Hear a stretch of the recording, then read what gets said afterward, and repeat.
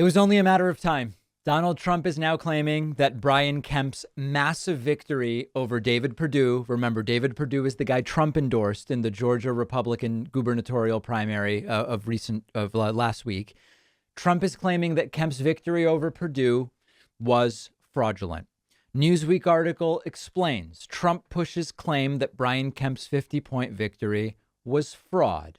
Former President Donald Trump's Save America Political Action Committee on Tuesday sent an email to subscribers that linked to an article that claims Governor Brian Kemp's victory in last week's Republican gubernatorial primary was the result of voter fraud. No credible evidence has been presented of widespread fraud in the May 24 primary. Kemp, the incumbent, scored a lopsided win in the primary with approximately 74% of the vote, according to the Associated Press. His vote total was more than 50 percentage points higher than the count for David Perdue, the former Republican senator who was endorsed by Trump. Kemp was once a political ally of Trump's, but the former president has since publicly bashed him multiple times after the governor refused to contest the 2020 presidential election results in Georgia, where Trump has falsely claimed there was voter fraud. This shouldn't come as a surprise to anyone, and I'm going to tell you why. First, real quick, I want to tell you about our sponsor, Aura. One of the fastest growing crimes in the U.S. is identity theft, and there's a new victim every 14 seconds. This has happened to me before. I've talked on the show. We got hacked. It was costly. It wasn't a good feeling. And that's why I now protect myself with Aura, one of our sponsors. Protecting your accounts and devices gets complicated because you need a bunch of different tools, and Aura combines them all into one app. Identity theft protection, fraud monitoring, password management, antivirus, all in one place. They monitor email addresses, passwords, social security number, bank accounts, credit cards. If something happens, you get an immediate alert on your phone, and then Aura can help me fix it as well.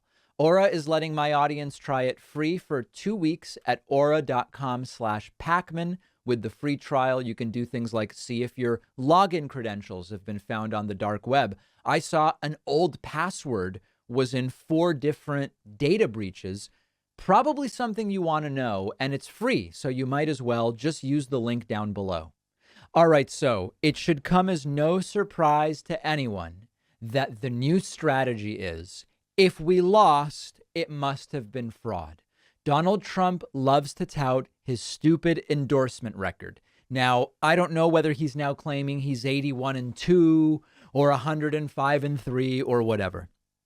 The big picture on Trump's endorsement record, going back to 2018, is that he's somewhere around 65%. Now, at its core, we should be saying, well, that's not that much better than flipping a coin, right? If you flip a coin, you would expect to get roughly 50% of the winners right in head-to-head races. Trump's slightly better than flipping a coin, dating all the way back to 2018.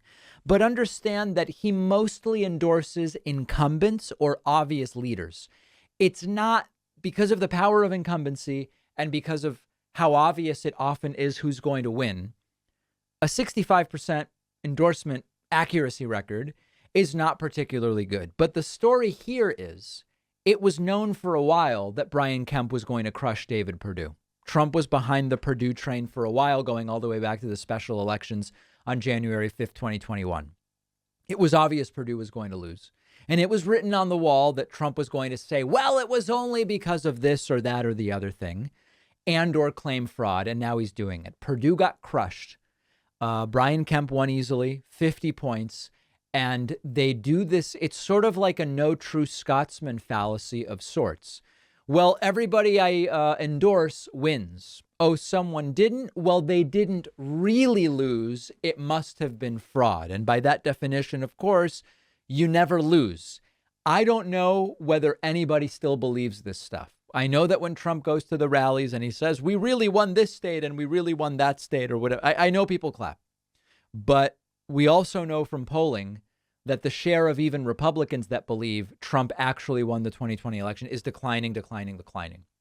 My concern is less about What do they truly believe? Because at the end of the day, whether these are literal beliefs or false beliefs, as we've talked about using cult terminology, what matters is the impact that it has on the electorate. Are you more or less likely to go out and vote for Republicans in November if you believe there is widespread fraud and that your vote might not even matter?